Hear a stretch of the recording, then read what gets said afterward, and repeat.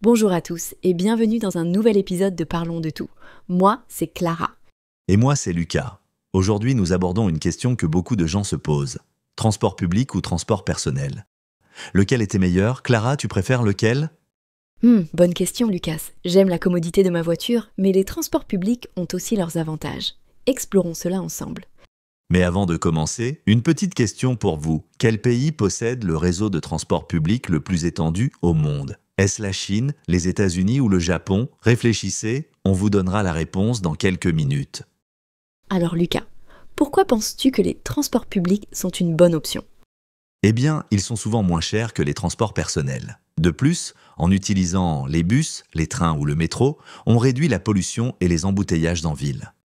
C'est vrai, mais ils ne sont pas toujours pratiques. Par exemple, dans certaines villes, les horaires des transports publics ne sont pas adaptés, ou les bus sont surchargés, ce qui peut être frustrant. C'est vrai.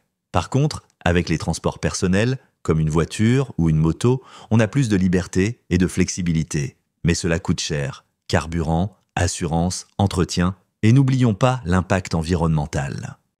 Exactement. Les voitures émettaient beaucoup de dioxyde de carbone. Peut-être que la solution est un mélange des deux. Utiliser les transports publics pour les trajets quotidiens et les transports personnels pour les voyages spéciaux ou les endroits difficiles d'accès. Bonne idée. Et aujourd'hui, avec des options comme les voitures électriques et les vélos en libre service, on peut avoir une alternative encore plus écologique. Oui, c'est sûr. Le choix dépend vraiment des besoins individuels et de l'endroit où l'on vit. Revenons maintenant à notre question. Quel pays possède le réseau de transport public le plus étendu au monde? La réponse est La Chine. Avec son réseau ferroviaire à grande vitesse et ses nombreuses lignes de bus et de métro, la Chine est leader mondial dans ce domaine. impressionnant, n'est-ce pas? C'est une vraie inspiration pour les autres pays. C'est tout pour aujourd'hui. Merci d'avoir été avec nous.